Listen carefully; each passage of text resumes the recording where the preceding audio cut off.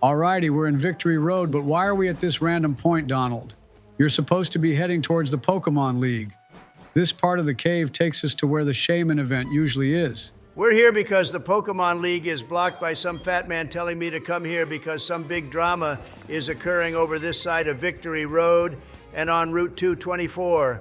And it seems our girl Marley is here and needs our help. Also go like the video and subscribe, everyone. You forgot to tell the viewers that, Joe.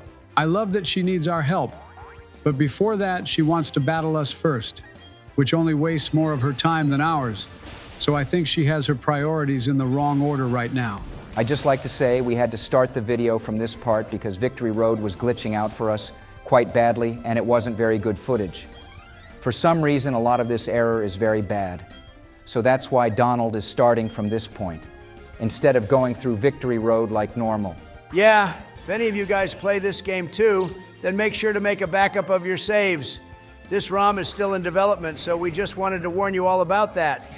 Hopefully we won't encounter any glitches in the Elite Four and Champion battles, but this whole route has been a total disaster for us.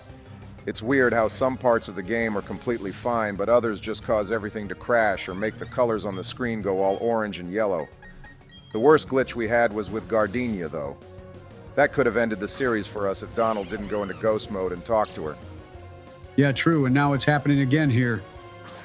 But all that aside, we're battling Marley right now. And what do you think of her team so far, Donald? Out of all the special NPC characters we fought, do you think she's any good? She has a Sceptile on her team, which gives her bonus points for me because it's probably up there as the best grass-type starter Pokemon. Other than that, her team is obviously much higher leveled than the others, but overall, her team so far is a bit boring. I think Riley had the overall stronger team, but he was just lower leveled. Agreed, he had way more pseudo-legends on his team than Marley. But she's part of the story for this section of the game, which is the only reason she's here. I think she's all right personally, but her face creeps me out. There's like no emotion on it whatsoever. That reminds me, boys, I have a really good question for our viewers in this episode. And that question is, go comment which move you all think would be the worst to get hit by in real life. You can choose any move you like, but give a reason as to why you think it would be the worst. And by worst, I mean what would cause the most pain. Well, there was that guy in Heart Gold and Soul Silver who got hit by Lance's Dragonite using Hyper Beam, which in normal circumstances would have probably vaporized a human, but he somehow just got dizzy. They're obviously not going to show people getting unalived by Pokemon, are they, Joe? This is a kid's game, remember. Otherwise, yeah, no one would survive a direct hit from a Hyper Beam. But I think getting hit by a move like Dark Void would not be fun because nightmares can cause people a lot of pain too. That's true. Dark Void would be a bad time for sure. But I think the worst move would be Toxic to get hit by, which you still haven't taught to our Pokemon, Donald. Toxic being used on a human, though, would firstly cause very bad pain, which gets worse over time, until you're unalived. I think the winner is Toxic then, to be honest, but let's see what the viewers think. And you also beat Marley too, Donnie, so well done. But the real reason for being here was to visit the shiny stone tablet thing where Shaymin resides. This was part of a special event in the original games. You'd get a letter from Professor Oak and then come here. Then out of nowhere, the Sea Break Path would appear out of thin air and you'd have to chase down Shaymin. It was a cool event back in the day, but here instead we have Dawn instead of the Professor, and she wants to battle me, which I believe is the last time we ever will get the chance to. I'm going to use this as a warm-up to the Elite Four, since I can't remember if Barry will barge in right as I'm about to challenge Aaron. I think he does. He'll want to see if we're strong enough to battle the Elite Four firstly, and also see if he's strong enough to take them on too.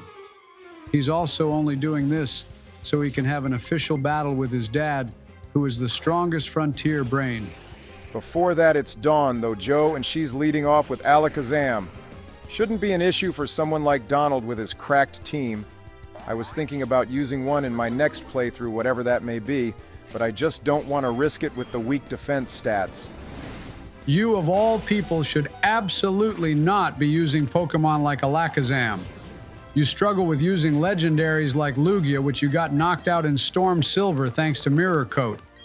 The only Pokemon for you, Obama, is ones with the highest defense stats. I see you spent most of the money on full restores, Donald.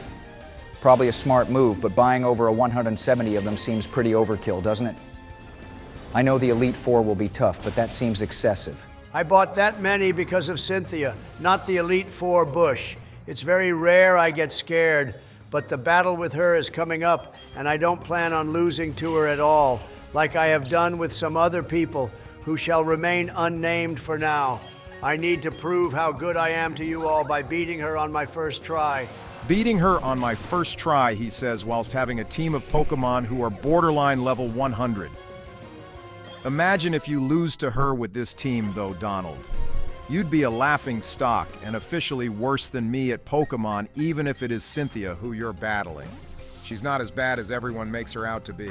Only a fool would say something as stupid as that. You've clearly never had the joy of battling her, Obama, so one day I will let you take her on in Pokemon Black and White in Undella Town.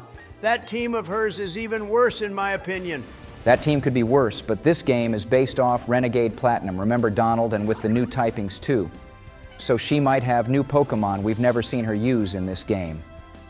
Basically, we're going into the battle against her blind, which is probably the worst decision, but oh well. Starting off a battle against her with an oh well doesn't seem like the smartest decision, and this is me of all people saying that too. Maybe you should Google her team and scope it out, Donald. No way. I'm going in blind because it'll be more fun that way, especially for the viewers. And that way, when I beat her, I can go on about how great I am even more than I already do now.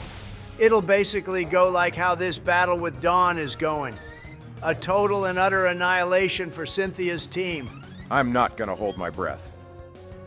Before her, though, you have to get past your favorite person, Aaron, who, by the way, will have his bug types in the level 70 region, so be prepared to deal with that broken-ass Dustox again, and Drapion too.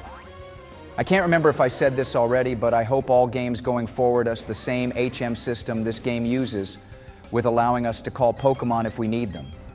Instead of having to use crappy-ass moves on our strong team, or even using a HM slave like we had to back in the old games. That just wastes a slot for our party then. Yeah, like that B-Barrel is the one that helps us use Surf, and then other random Pokemon help us with Rock Climb and Strength. I know Donald hated HM Pokemon, and he'd just use wall hacks to get through those obstacles. I'd just like to point out there that Dawn's Lopunny was level 69, and the game devs absolutely did that on purpose, LMAO. I love little jokes like that they added in this game, like giving Dawn a goddamn Lopunny to begin with. That just wasn't necessary, but they did it anyway. Alright, so her highest level Pokemon was level 70 Donald, which means I suspect the Elite Four to be around that and possibly into the level 80s. And then we can expect Cynthia to have a level 100 Garchomp. Because why wouldn't she have that, let's be honest. That's probably the last time we'll see Dawn now, though, guys. She was a great friend to have on this journey and one of my favorites, but now it's focus time since the Elite Four will be waiting for us. You better get the remaining moves we've missed out too, Donald. That old lady to the left there will give you all the remaining moves, but it literally takes a good 10 minutes to collect them all, and possibly longer depending on how many she needs to give you. We can do that later, Joe, because having just checked my sources, it seems we do in fact have a battle with Barry coming up now. Let's see how high-leveled his team is, and if he thinks I'm strong enough to take on the Elite Four. Hang on, I was reading what this reset guru is about and have no clue what he does. Is it like resetting the location of where we got our Pokemon from or something so it looks better in a VGC tournament maybe? Either way, he looks very official. Well, he's clearly not someone shady if he's sitting here in the Pokemon League main building, but I'm sure someone with more brain cells than you can tell us in the comment section, Obama. And now we do, in fact, have to deal with another interruption being Barry before we can take on the Elite Four. I was just checking the Pokemon League medicine store to see if they had anything interesting, but apparently they don't. Not even any max revives, which is strange because I swear you could buy them in the older games by this point. No one cares, Donald. Now get this battle with Barry done and dusted. His first Pokemon is a Sableye, which I bet he stole from Jupiter, because I swear he never had one of these before. Barry keeps changing his team up whilst Dawn never did. And he's kicking things off with a level 70 Sableye at that too, which means we can expect his final Pokemon to probably be in the level 80 region. This is actually a good thing since Donald will be required to show off his actual Pokemon skills here, instead of just acting like a tough guy with an over-leveled team. Wow. So he used Magic Coat first, which made the Stealth Rock bounce back onto my side of the field. So I've effectively caused my own Pokemon to now get affected by it. That was such a dirty move by him, and I think he has hacks. That was quite suspect, I agree. And you had to waste another turn using Stealth Rock, which in the long run will be worth it in my opinion, so I wouldn't worry too much, Donald. However, you can't go around accusing people of using hacks when there's no evidence of that happening. This little purple rascal somehow survived 2 earthquakes in a row from a level 92 Tyranitar, and then with 1 health point left as well, which was total nonsense.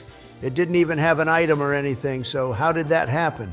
It's not like it was even a threat to begin with, though, since all it did was use Magic Coat, which did nothing. Sableye could have done a lot more damage like Jupiter's one, but obviously Barry is a noob trainer. He may be a noob, but he has a Kingdra still, so using Swampert was probably a good bet, Donald. I think us being a water type might neutralize our weakness to water, since we're also part ground type. Kingdra likes using Hydro Pump, though. And there's a rain dance in the air, which means water is boosted in power, or they get to go first because it boosts speed. The rain does one of those two, but I can't remember which it is. Okay, so Swampert is getting destroyed by this Kingdra. Holy hell. Did not expect that to happen. So I guess the rain does boost the power of water type moves. Although I thought my new Ice Beam move would have done more damage to this thing. Yeah, Kingdra is one tough cookie if you aren't prepared. And I think the Rain Dance works gives the Hydro Pump a 100% accuracy boost like how it works with Thunder, because he hit 2 of them in a row. Energy Ball will one-shot this glorified seahorse now, though just you watch. Although fair play to Barry for training up such a powerful Pokemon, he may not be able to beat me, but I think he'd take down Dawn's team quite easily. He has an Armaldo out now, which is probably one of my favorite fossil-type Pokemon. I always found it interesting that they can resurrect Pokemon which are fossils from millions of years ago, too. No one makes a big deal about it, but that has got to be one of the biggest inventions in the Pokemon world if you think about it. I think the biggest thing to happen is Donald finally teaching the toxic move to our Pokemon. Only took you 18 episodes to get this shit done, but it'll be a big help now. It does more damage as each turn goes by, as long as he doesn't heal up. I also saw him teach Toxic to some of our other members as well, like Infernape. Since it's so fast, we should be able to get Toxic off on our first turn, and combined with the Stealth Rock, it'll do a lot of initial damage. Yeah, Toxic on Infernape was all my idea, Bush, before you say anything. The speed my monkey has is just cracked, so Joe is right about me always getting it to hit on the first turn. I must say, I'm quite disappointed that Barry's team is all at level 70 and nothing more. He should have trained harder and had his team at least in the mid-level 70s and possibly 80s as well. I'd just like to remind everyone to hit the like and subscribe buttons. This series is almost over and we want to finish it with a bang. Just like how Barry's Pokemon trainer career is about to end here as well. Luckily for me, his last 2 Pokemon are Steel types, so I think Flare Blitz or at least close combat can take them out, especially his Empoleon. I always liked Barry picking Empoleon as his starter Pokemon because he had one in the anime. Yeah, canonically, it is the correct Pokemon for him to use, although Dawn also had one too, but it never evolved. Piplup was a little rascal in the anime as well, just like Ash's Oshawott. The water-type starters always have the most character, with the grass types being generally quite mellow. And that's a wrap, boys. Barry has been beaten yet again, which means he can go cry to his mommy at home whilst I get ready to battle the Elite Four and Champion in the next few episodes.